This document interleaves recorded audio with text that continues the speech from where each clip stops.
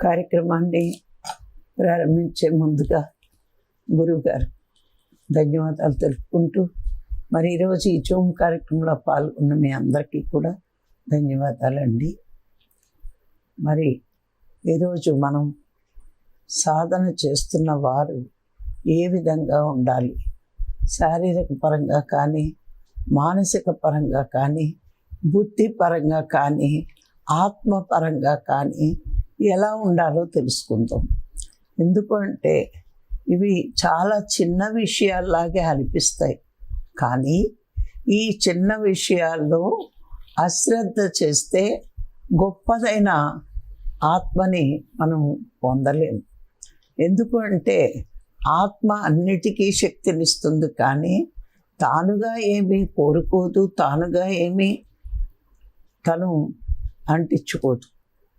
చూడండి, ఎందుకు ఈ మాట చెప్పాను అంటే, ఆత్మశక్తి వల్లే ఇంద్రియాలు పనిచేస్తున్నాయి అని మనం ఎన్నోసార్లు ఆ విషయం చర్చించుకున్నాం.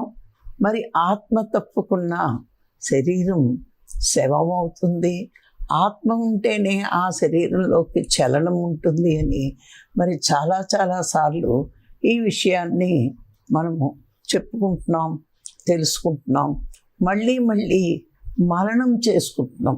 అంటే ఆత్మ వల్లే మనకి ఇంద్రియాలకి శక్తిని వస్తుంది. శరీరంలో అణువుకి శక్తి ఉంది అంటే అది ఆత్మ వల్లే జరుగుతోంది అని మనం తెలుసుకుంటున్నాం. మరి అయితే ఇక్కడ దుర్మార్గులకి సన్మార్గులకి ఆత్మ ఒకే విధంగా పనిచేస్తుంది, కానీ వాళ్ళ ప్రవర్తనలో ఎందుకు ఇట్లాంటి మార్పులు ఉంటాయి అంటే అన్నిటికీ కారణం మనసే. మనసుకున్న గుణాల వల్ల వ్యక్తుల యొక్క ప్రవర్తన ఉంటుంది అని మనం ఖచ్చితంగా తెలుసుకోవాలి. జ్ఞాన మార్గంలోకి రాకముందు మనకి ఇవేవి విషయాలు అర్థం కాక వ్యక్తుల్ని చూసి వీళ్ళు ఇలా ఎందుకున్నారు, వీళ్ళు అలా ఎందుకున్నారని మనము ఎన్నోసార్లు విమర్శిస్తాం. కానీ ఇక్కడికి వచ్చాక కొద్దిగా సాధన చేసి మన మనసును ప్యూరిటీగా ఉంచుకున్నప్పుడు మన ఆలోచన విధానం మన గుణాలను బట్టి మారుతూ ఉంటుంది. మరి శారీరకం ఎలా ఉంచుకోవాలి, ఈ శరీరాన్ని ఎలా ఉంచుకుంటే మరి మనం ఈ ఆత్మజ్ఞానం బ్రహ్మజ్ఞానం సాధించగలము అన్నది ఈరోజు తెలుసుకుందాం. ఎప్పుడూ కూడా మనం ఈ 3 గుణాల గురించి చాలాసార్లు చర్చించుకున్నాం, కానీ మరొక్కసారి మళ్ళా ఇవాళ తెలుసుకుందాం. అయితే శారీరక పరంగా చురుకుగా ఉంటే మంచి ఆరోగ్యం లభిస్తుంది. ఈ మాటలు ఏదైనా సరే మహాత్ములు ఊరికే చెప్పరండి. ఫస్ట్ పాయింట్ ఏంటి అంటే, శారీరక పరంగా చురుకుగా ఉంటే మంచి ఆరోగ్యం లభిస్తుంది. ఇక రెండో పాయింట్ ఏంటంటే, మానసిక పరంగా ధర్మపరమైన ఆలోచనలు ఉంటే ప్రేమ, కరుణ, జాలి, మన సంస్కృతి సాంప్రదాయాల పట్ల విధేయత ఉంటుంది. మూడో పాయింట్ ఏంటంటే, బుద్ధిపరంగా చురుకుగా ఉంటే జ్ఞానం వస్తుంది. ఆధ్యాత్మిక పరంగా మెలకువతో ఉంటే, అంటే ఎరుకతో ఉంటే ఆత్మానుభూతి వస్తుంది. ఈ 4 పాయింట్లు మహాత్ములు మనకి ఇవ్వడం జరిగింది. అంటే సాధనలో ఉన్న మానవులు, జ్ఞానులు ఏ విధంగా ఉంచుకుంటే ఆత్మానుభూతిని పొందగలరు అన్నదానికి ఈ ముందు 3 పాయింట్లు మరి ఎదుగుదలకి మెట్లు. మొట్టమొదటి పాయింట్ ఏంటంటే, శారీరక పరంగా చురుకుగా ఉంటే మరి మంచి ఆరోగ్యం వస్తుంది అని చెప్పడం జరిగింది. మరి సాధనలో మనం ఉన్నవాళ్ళని మంచి ఆరోగ్యం ఉంటేనే సాధనకి శరీరం చక్కగా ఉంటుంది. మరి మనకి ఏదో అనారోగ్యం, ఏదో బాధ, ఏదో నొప్పి ఉంటే మరి మంచి సాధనలో కూర్చోవడానికి పట్టు దొరకదు. మన ఏ శరీరంలో ఏ చిన్న ఇబ్బంది కలిగినా మనం సాధనకి చెయ్యలేం. అందుకే ఆరోగ్యంగా ఉండాలి అంటే మన శరీరం చురుకుగా ఉండాలి. మరి ఎందుకు చాలామంది తెల్లవారుజామున లేవలేకపోతున్నారు? అది బ్రహ్మముహూర్తం. బ్రహ్మముహూర్తంలో సాధన చేయడం వల్ల ఎంతో సక్సెస్ అవుతుంది. ఆ టైంలో మనం ధ్యానం చేయడం వల్ల ఎటువంటి ఆలోచనలు లేకుండా ఉంటాయి. మరి సాధనకి బ్రహ్మముహూర్తమే మన ఋషులు నిర్ణయించారు. అయినా మనం చేయలేకపోవడానికి కారణం ఏంటి? లేవలేకపోవడానికి అంటే మరి గురువుగారు పత్రి సార్ కానీ రాఘరావు సార్ కానీ ఎన్నోసార్లు మీరు తెల్లవారుజామున లేగండి, స్నానం చేసి సాధనలో కూర్చోండి అంటే మనం పాటించలేకపోతున్నామంటే మనము శారీరక పరంగా చురుకుగా లేము. మరి ఎందుకు చురుకుగా లేము? అన్య విషయాల మీద ఆసక్తి ఉండి మరి ఆత్మ మీద ఆసక్తి లేక ఎక్కడో మనలో తమో గుణం ఉండి మనం లేవలేకపోతున్నాం. అక్కడికి స్నానం వల్ల ఉపయోగాలు పత్రి సార్ నాకు చెప్పినవి ఎన్నో సందర్భాల్లో నేను మీకు చెప్తూనే ఉన్నా. ఎందుకంటే మనకి ధ్యానంలోకి రాకముందు ప్రాపంచిక ధనం ఎంతో గొప్పది అనుకున్న మనము మరి ఈరోజు మనం తెలుసుకున్న సత్యం ఏంటి అంటే ప్రాపంచిక ధనము కంటే కూడా ఆధ్యాత్మిక ధనం చాలా గొప్పది అనే విషయం ఎన్నో సందర్భాల్లో మనం చెప్పుకున్నాం.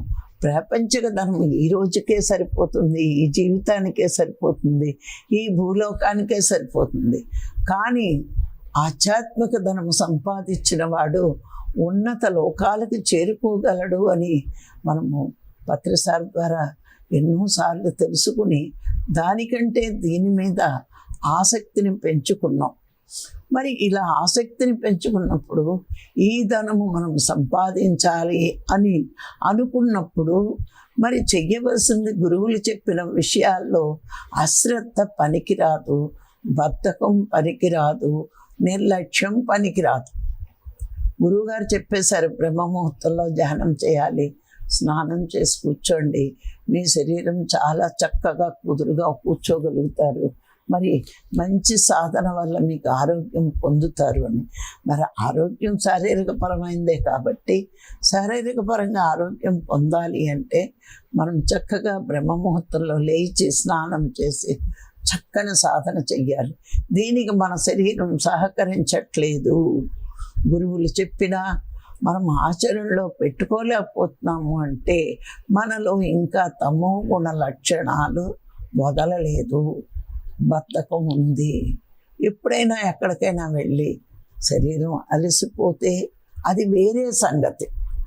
నిద్ర లేకపోతే ఎప్పుడైనా మనం బద్ధకించవచ్చు. ఎందుకంటే ఏదో ఊరు వెళ్తారు, శరీరం అలసిపోయింది, రాత్రి 1 గంట అయిపోయింది, కొంచెం బద్ధకం. కానీ రోజు లేవలేకపోతున్నాము అంటే మనకి ఆత్మ మీద ఆసక్తి తక్కువ, శరీరాన్ని సుఖపెట్టాలనే భోగేచ్ఛ ఎక్కువ ఉంది. లేదు, మనలో తమో గుణము ఎక్కువ ఉంది. ఎవరైతే తూచా తప్పకుండా గురువుల మాటను పాటిస్తారో వాళ్ళు చాలా చక్కగా జ్ఞానాన్ని పెంచుకుంటూ ఆత్మానుభూతిని పొందగలరు. అందుకే ఎప్పుడు నా శరీరం చురుగ్గా ఉండాలి. చాలామంది నన్ను అడుగుతారు, ఏంటి మీకు 72 ఏళ్ళ, మేము అంత అనుకోవట్లేదే, ఇంత హుషారుగా ఎలా తిరుగుతున్నారు అని.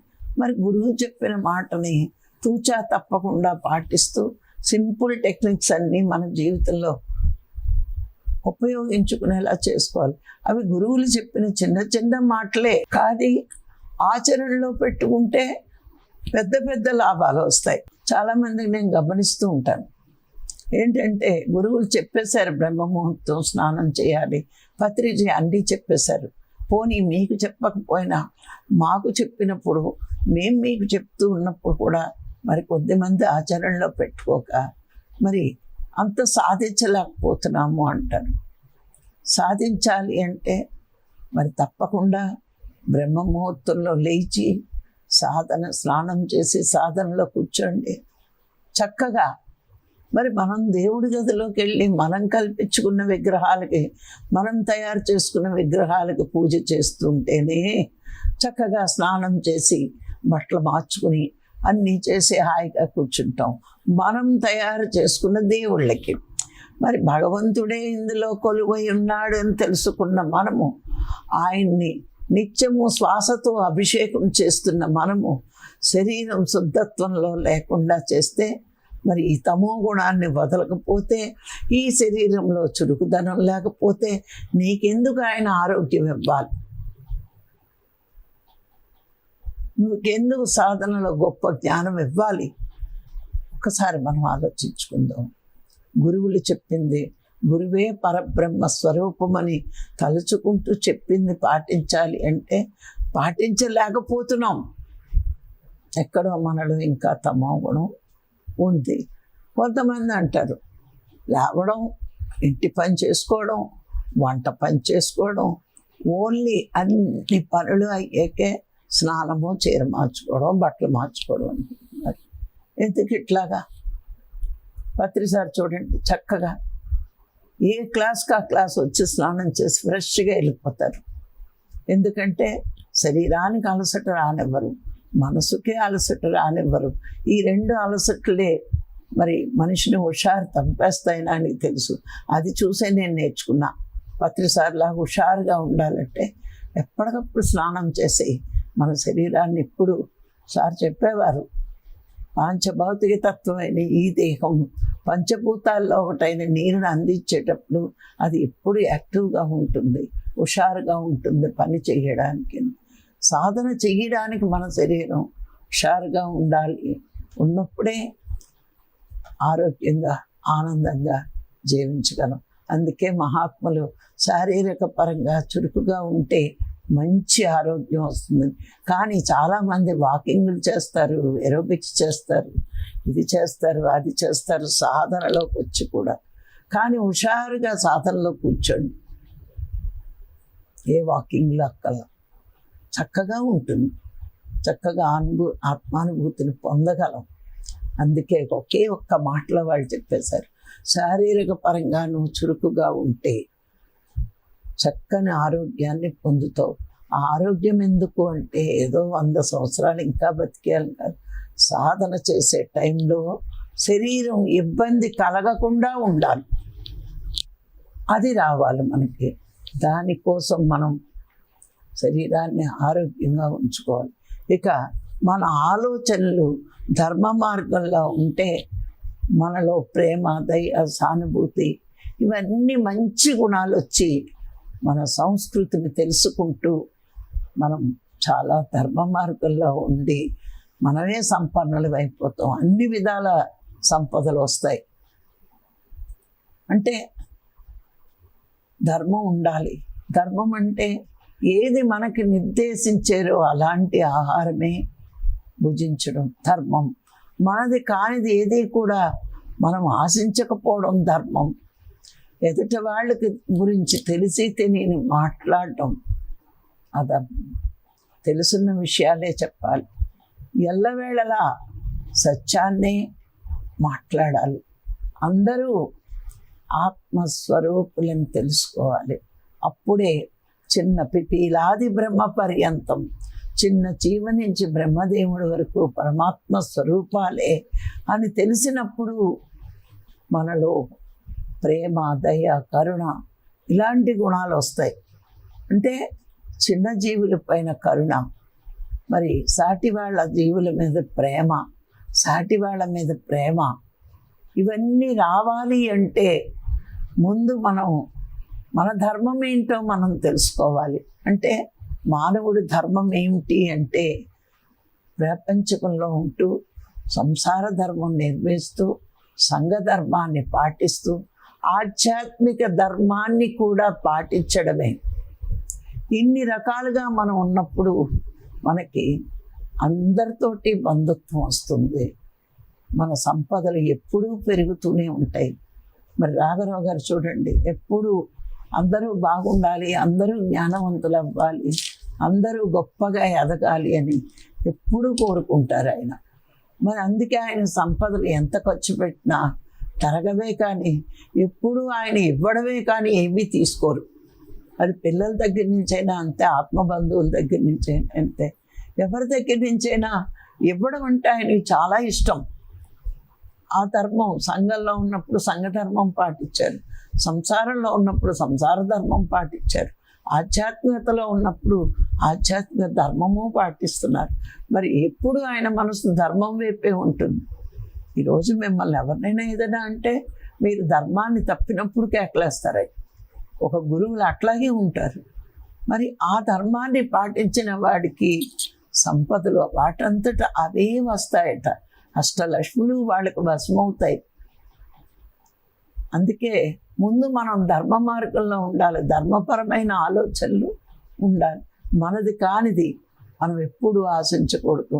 మన ప్రాప్తంలో ఉన్నది మనకి వచ్చే తీరుతుంది. మనకు ప్రాప్తంలో లేనిది ప్రయత్నించినా రాదు. అంతేకాని అన్యాయంగా తీసుకోవాలని అనుకోకూడదు. ఎప్పుడు మనం ఇవ్వడానికి ప్రయత్నించాలి. ఇవ్వడానికి ప్రయత్నిస్తే సృష్టి నీకు ఇస్తూనే ఉంటుంది. ఏది కావాలో అది వచ్చేస్తుంది సృష్టి నుంచి నీకు. ఫస్ట్ నువ్వు ఇవ్వాలి. ఇవ్వడం విత్తనం అయితే పొందేది మహావృక్షం. అంత పొందుతాం మనం. అందుకే వివేకానందుడు అన్నాడు, వేపకాయ అంత నువ్వు సృష్టికి ఇవ్వగలిగితే సృష్టి నుంచి నీకు పనస పండంత లభిస్తుంది అని. ముందు నీకు ఇవ్వడానికి పెద్ద మనసు రావాలి. ఎప్పుడు ఇవ్వగలవు? నీ మనసు ధర్మ మార్గంలో ఉంటే. నీకు ధర్మం ఎప్పుడు తెలుస్తుంది? ఆధ్యాత్మిక మార్గంలో ఉన్నప్పుడు. అందరూ ఆత్మస్వరూపులే. నేను ఎవరికి ఇస్తున్నాను? నాకు నేనే ఇచ్చుకుంటున్నా.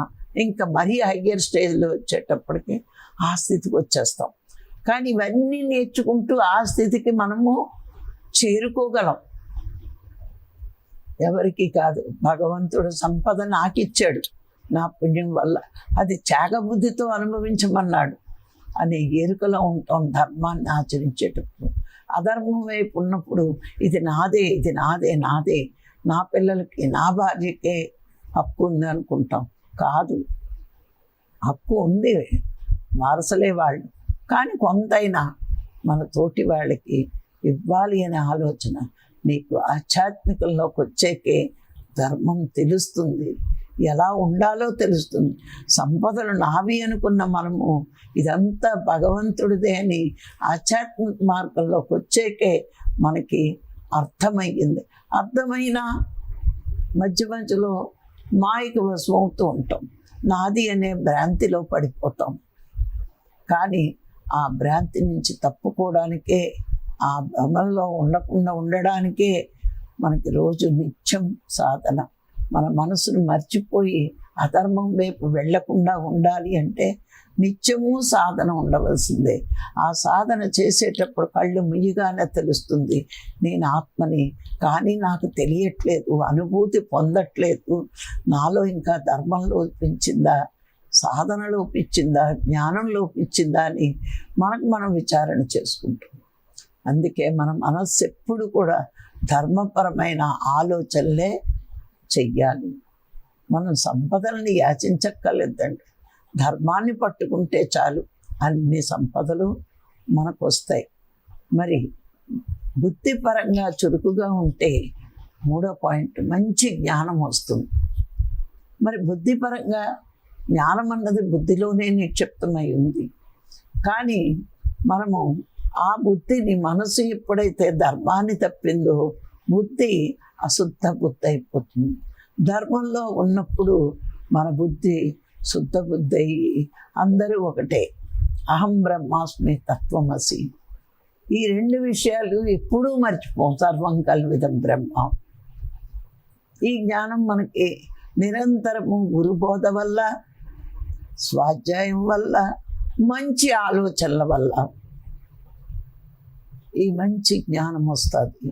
ఈరోజు చూడండి, ఒకప్పుడు మనం ధ్యానంలోకి రాకముందు ఈ విషయాలు ఏమీ మనకు తెలియవు.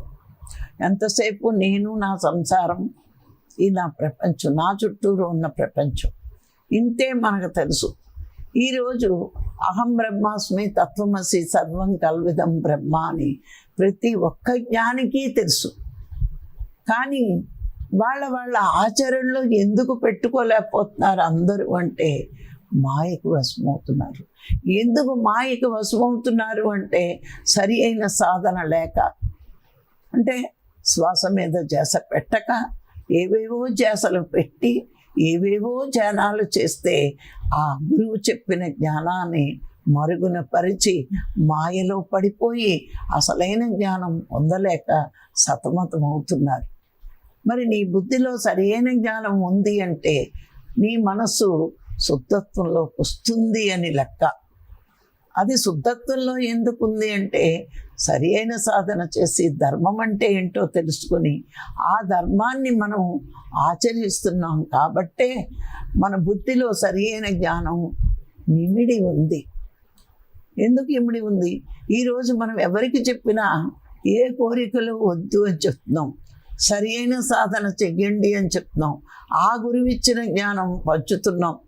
పంచగలిగే అంత శక్తి మనకు వచ్చింది అంటే ఒక్కటే గమనించండి, మన మనసు ఎప్పుడైతే ధర్మ మార్గంలో ఉంటుందో పరమాత్మ సంతోషించి మనని ముందుకే, అదే సంపద అండి. ఆధ్యాత్మిక సంపదలు అంటే నోట్లు కట్లు కాదండి, ఈ జ్ఞానమే మన ఆధ్యాత్మిక సంపద. ఈరోజు అందరికీ చెప్పగలిగేంత ఆధ్యాత్మిక సంపద సంపాదించాము అంటే మరి మన మనసు ప్యూర్ అయింది, మన బుద్ధి శుద్ధ బుద్ధి అయింది. ఫస్ట్ ధర్మ మార్గంలో ఉన్నాం కాబట్టి. ఎందుకు? అందరూ ఆత్మలే, వాళ్ళు తెలుసుకోలేదు. గురువు నాకు ఇచ్చాడు, పరమాత్మ కృప వల్ల గురువు వచ్చాడు, గురువు నాకు ఈ సాధన ఇచ్చాడు, ఈ జ్ఞానం ఇచ్చాడు. దీన్ని రోజు పెంచి పోషిస్తున్నాను సాధన ద్వారా ఈ జ్ఞానాన్ని. మరి ఇది పంచాలి, పంచితేనే నాకు ఇంకా ఇస్తాడు పరమాత్మ అనే ఎరుక, ఈ జ్ఞానం మన బుద్ధిలో ఉండాలి. అందుకే మన బుద్ధిలో ఉన్న జ్ఞానాన్ని మనము చక్కగా పంచగలగాలి.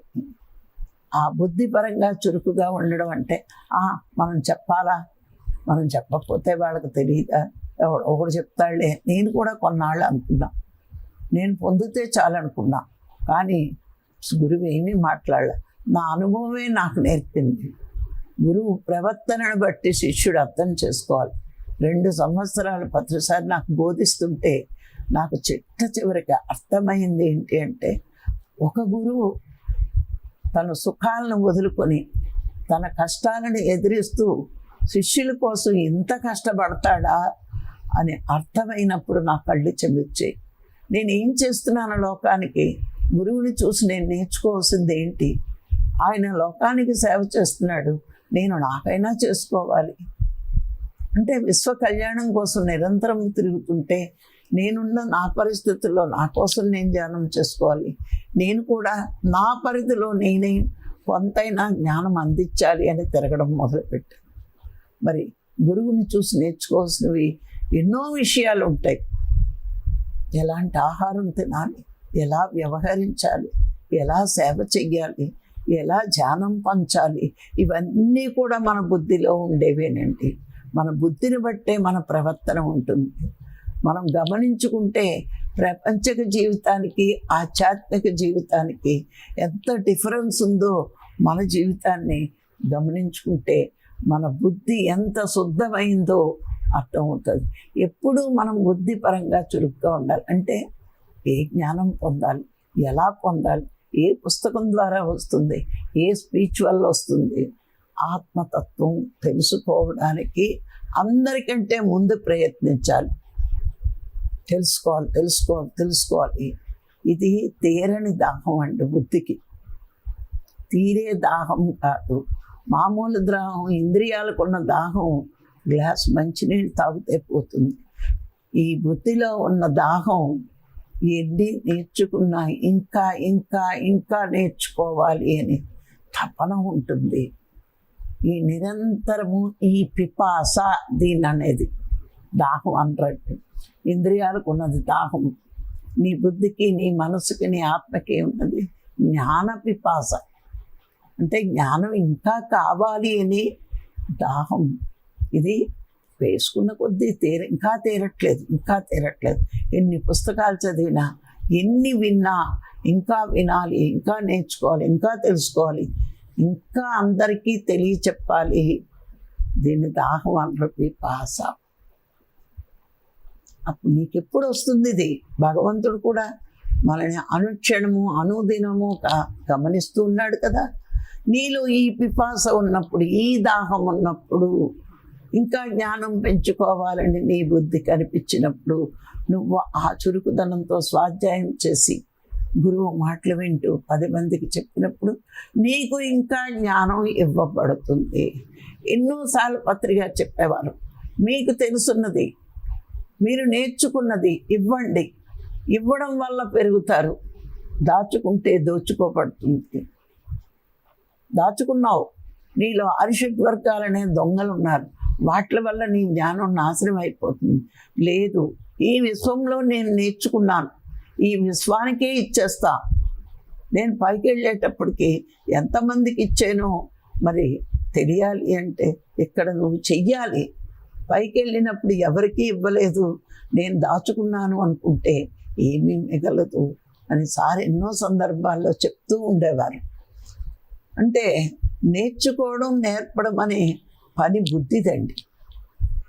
ఆ బుద్ధి చురుగ్గా ఉండాలి. నేనేం వెళ్తానులే, నేనేం చెప్తానులే అనే నిర్ణయాలు ఉంటాయి చూడండి, అది సోమరితనం.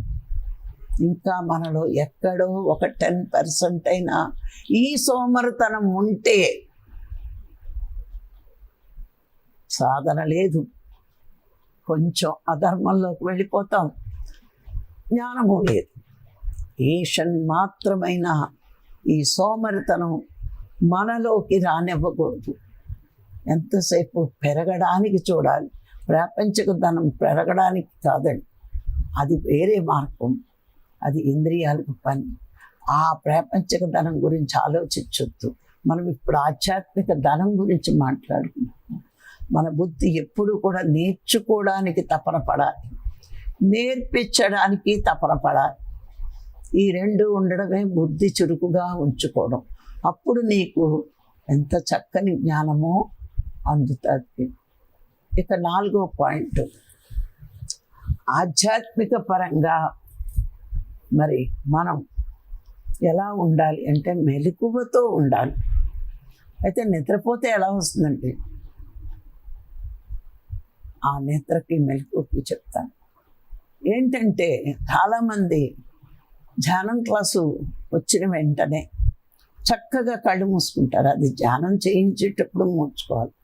కొంతమంది ఏం చేస్తారు, ధ్యానం అని పేరు చెప్పి వచ్చిన దగ్గర నుంచి వెళ్ళే వరకు కళ్ళు మూసుకునే ఉంటారు.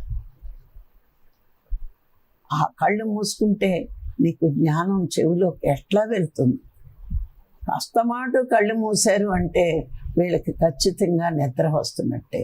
ఎందుకు ధ్యానపరంగా మనం క్లాస్ చెప్తుంటే వాళ్ళకి ఎందుకు నిద్ర వస్తోంది అంటే ఆ బ్రెయిన్, ఆ మైండ్ ఈ జ్ఞానం రిసీవ్ చేసుకునే పవర్ లేదు, లేక నిద్ర వస్తున్నట్టు ఉంటుంది. ఈ ఎనర్జీని వాళ్ళు తట్టుకోలేరు. మీకు గమనించండి, పుస్తకం చదువుతున్నప్పుడు, ఒక ఆధ్యాత్మిక పుస్తకం చదువుతున్నప్పుడు మత్తుగా ఉంటే నిద్ర వచ్చినట్టు ఉంటుంది. అప్పుడు మీరు పడుకోవడం కాదు, అలా కళ్ళు మీయండి, ఆ ఎనర్జీని తట్టుకుని జ్ఞానంలోకి వెళ్తారు. వీళ్ళకి ఏంటంటే ఒక రకం వాళ్ళకి ఈ స్పీచ్ కూడా బుర్రలోకి వెళ్ళదు, అర్థం కాదు. కారణం ఏంటి అంటే జ్ఞానం పొందడం మీద అవగాహన లేదు. ధ్యానం చేస్తే చాలు అనుకుంటున్నారు వాళ్ళు. అంటే వాళ్ళకి చెప్పిన మాస్టర్స్ మరి ధ్యానం పొందితేనే మోక్షము అనే మొక్క వాళ్ళు చెప్పే మాస్టర్లకి తెలియదు. విన్న పాపం వీళ్ళు ఏం వింటారు?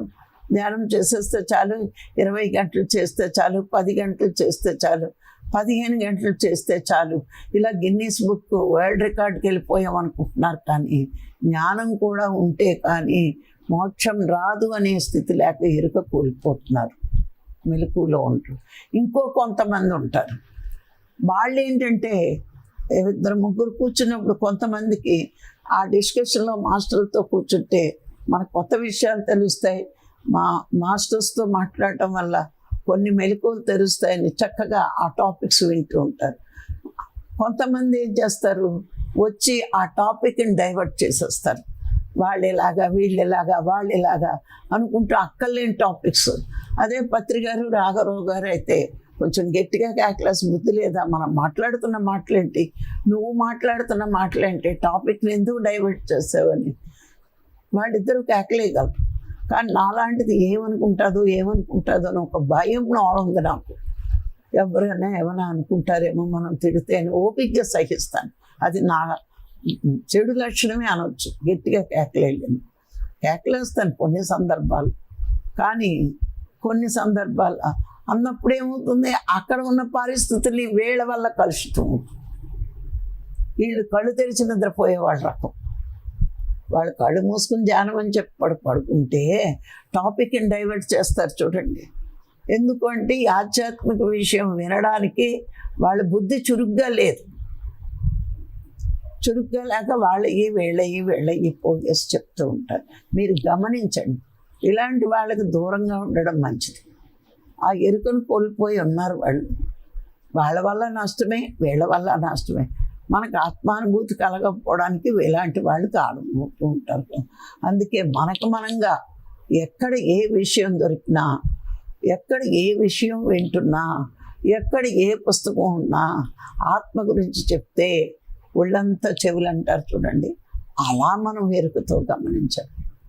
మాస్టర్స్ వస్తారు, చక్కగా వినండి. మీకు నచ్చవి పక్కన పెట్టండి, నచ్చేవి తీసుకోండి. మీకు ఒకసారి ఉల్లిపాయ కాన్సెప్ట్ చెప్పాను. పై తొక్కలు లాంటి వాళ్ళు వీళ్ళు.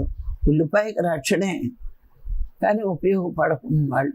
అలాగే మనం కూడా ఈ డైవర్ట్ చేసేవాళ్ళు వీళ్ళందరినీ ఒక మాస్టర్గా ఎదుగుతున్నప్పుడు గమనించాలి. మనం అక్కర్లేని విషయాలు అడిగారనుకోండి, కొంతమంది వాళ్ళ విషయాలు వీళ్ళ విషయాలు, ఆ మాస్టర్ అలా చెప్పాడు, ఈ మాస్టర్ అలా చెప్పాడు, మరి ఏంటి అని అడుగుతారు. ఒకటే చెప్పండి, ఏ మాస్టర్ చెప్పాడో ఆ మాస్టర్నే అడగండి. డౌట్ మమ్మల్ని అడగొద్దు. నేనైతే అదే చెప్తాను. ఎందుకంటే వాడెవడో చెప్తే వాడి డౌట్ నీకు ఆ రోజు అర్థం కాక ఈరోజు నన్ను అడిగితే వాడే సందర్భంలో ఆ మాట మాట్లాడాడు. తెలిసి తెలియని మాటలు కర్మలు వస్తాయి మనకి. మరి మనం ఆత్మ ఉన్నతికి, ఆత్మానుభూతి పొందడానికే కదా ఈ సాధన చేస్తున్నాం, జ్ఞానం పెంచుకుంటున్నాం, జ్ఞానం పంచుతున్నాం. మరి ఇలాంటి కలుషితమైనవి మన చుట్టూరు ఉంటే మనం ఎప్పుడు పొందుతాం? వాడు నష్టపోవడం కాదు, మనకు కూడా నష్టం జరుగుతుంది అక్కడ. అందుకని మనం ఏం చేయాలి, ఇలాంటి వాళ్ళని పక్కన పెట్టి ఎంతసేపు నా ఆత్మోన్నతి ఏంటి, మనం సాధన చేయడం వల్ల, పుస్తకాలు చదవడం వల్ల, గురువుల యొక్క సాంగత్యంలో చెప్పడంలో ఎంతో ఆత్మజ్ఞానం పొందుతాం. చెప్పడంలో ఎందుకు పొందుతామంటే మనం ఏ కోరిక లేకుండా నిష్కామంగా పనిచేసినప్పుడు ఆ మాస్టర్లు ఈ జ్ఞానం అంతా మనకు అందిస్తున్నారు. అది కూడా లాభమే. మనం చెప్పనప్పుడు తెలియదు ఈ లాభం, చెప్తున్నప్పుడు అర్థమవుతుంది. మాస్టర్ సహకారం కూడా మనకు ఉంటుంది. మరి ఇన్ని విధాలుగా అంటే ఒకటి గురువాక్యం పాలించి మంచి సాధన చేయడం, 2 స్వాధ్యాయం ద్వారా, 3 మాస్టర్స్ ద్వారా, 4 చెప్పడం ద్వారా, ఇలా 4 విధాల జ్ఞానం పొందుతున్నప్పుడు మనకు ఆత్మానుభూతి ఎందుకు కలగదు అంటే, చెప్పడంలో నీకు ఆనందం లభించిందా, నీ ఆత్మానుభూతి లభిస్తున్నట్టే. సాధన చేసాక నీకు హాయిగా ఆనందంగా ఉందా, అప్పుడు నువ్వు ఆత్మానుభూతిని పొందుతున్నావు. స్వాధ్యాయంలో నీకు మంచి విషయాలు తెలిసినప్పుడు ఆనందం వస్తుందా, అదే నువ్వు ఆత్మానుభూతిని పొందుతున్నావు. అలా ప్రతి దాంట్లోని ఈ ఆధ్యాత్మిక జీవితంలో ఫస్ట్ది గురువాక్యం, 2వది సాధన, 3వది జ్ఞానం పొందడం, 4వది జ్ఞానం చెప్పడం. పత్రిసారి మాటల్లో మనకు ఆనందం దొరకకపోతే ఈ సాధనలోకి ఎందుకు వచ్చేవాళ్ళం? గురుబోధన ఎందుకు విన్నాం? లోన ఆత్మ ఒప్పుకుంది, ఆనందం పొందింది. అది నీకు అనుభూతి ద్వారా తెలిసింది. ఆ అనుభూతి ఉంది కాబట్టే మనం పత్రిక దగ్గర వదలకుండా ఆయన వెళ్ళిపోయినా ఇప్పుడు పట్టుకున్నాం. ఫస్ట్ గురువాక్యమేనండి మీకు అనుభూతి కలిగించేది. తర్వాత సాధన. ఈ సాధన చేస్తుంటే ఆనందం ఉంది, ఆనందం లేకపోతే ఎప్పుడో వదిలేసేవాళ్ళం. అలాగే స్వాధ్యాయం, కొత్త విషయాలు తెలుసుకుంటున్నప్పుడు, పుస్తకాలు చదువుతున్నప్పుడు ఆనందం వస్తుంది, అది అనుభూతే. 10 మందికి చెప్తున్నప్పుడు వాళ్ళంతా మాంసారం మాని చక్కని సాధన చేస్తే వీళ్ళందరినీ ఆధ్యాత్మిక మార్గంలో తీసుకువెళ్తున్నాను, భగవంతుడి తత్వంలోకి తీసుకువెళ్తున్నాను అనే ఒక ఆనందం ఉంది అంటే అది నుంచి కూడా అప్పటి నుంచే వస్తుంది. మరి ఆత్మానుభూతి కలగడానికి ఏం చేయాలి? ఎప్పుడు కూడా ఎరుకతో చురుకుగా మెలకుగా నిద్రపోయిన వాళ్ళ ఉండడం కాదు. ఎప్పుడు ఎప్పుడు ఎప్పుడు సదా సదా సదా ఎప్పుడు చురుకుగా, ఆనందంగా, ధర్మంగా, జ్ఞానపరంగా, బుద్ధిమంతుళ్ళ ఒక జ్ఞానిగా, ఒక యోగిగా ఎదుగుతూ ఉంటే అప్పుడు అనిపిస్తుంది నా గురు రుణం నేను ఈరోజు తీర్చుకున్నాను. అంటే గురువు ఇస్తాడు నీకు, ఇచ్చింది పంచిపెట్టిన రోజే గురు రుణం మనం తీర్చుకోగలిగినట్లు. ఆ శిష్యులను బట్టే గురువు యొక్క శక్తి అర్థమవుతుందట. ఈరోజు త్రికరణ శుద్ధిగా జ్ఞానం పొందుతూ జ్ఞానం పంచుతున్నాము అంటే అది గురు రుణం. మరి అంత గొప్పగా మనం ఎదగాలి. ఆ ఆత్మానుభూతిని అనుక్షణం పొందుతూనే ఉండాలి. ఏదో ఆత్మదర్శనం అంటే దీపం వస్తుంది, జ్యోతి వస్తుంది కదండి. నువ్వు ఏ క్షణాన్ని ఆనందంగా జీవించగలుగుతున్నావో సంతోషం కొంచెం సేపే ఉంటుంది, సుఖం కొంచెం సేపే ఉంటుంది, ఆనందం శాశ్వతంగా ఉంటుంది. ఆ శాశ్వతమైన ఆనంద స్థితి ఉండడమే శాశ్వతంగా మనం ధ్యానం చేయడం, జ్ఞానం పొందడం, పొందిన జ్ఞానాన్ని పంచిపెట్టడం. ఇదేనండి ఆత్మానందం అంటే. మరి ఆనందం పొందడానికి మనలో తమో గుణ ఛాయలు కూడా ఉండకూడదు, రజోగుణ ఛాయలు కూడా ఉండకూడదు. ఈ 2 గుణాలని ఎప్పటికప్పుడు చెక్ చేసుకోవాలి. గుణం అనేది మారిపోయాక మళ్ళా రాదు అనేది అనుకోవద్దు. ఏ క్షణాన్న వ్యవహారంలో వస్తుంది, ఆహారంలోనే వస్తుంది. అందుకనే మనం ఎప్పటికప్పుడు వివేకంతో విచారణ చేస్తూ మనం ఎలా ఉండాలో నేర్చుకుంటూ అలా ఉండడమే, అలా ఉండడానికి ప్రయత్నించడమే అప్పుడే అసలైన జ్ఞానం మనకు వచ్చినట్లు. ఆనంద స్థితిలో ఉన్నాము అంటే అసలైన సాధన, అసలైన జ్ఞానం. మరి గురువు చెప్పిన విషయాలు పంచడం, ఇవన్నీ మనకి రావాలి. మరి ఈరోజు ఈ అవకాశం ఇచ్చిన మీ అందరికీ మరొక్కసారి ధన్యవాదాలు. Thank you.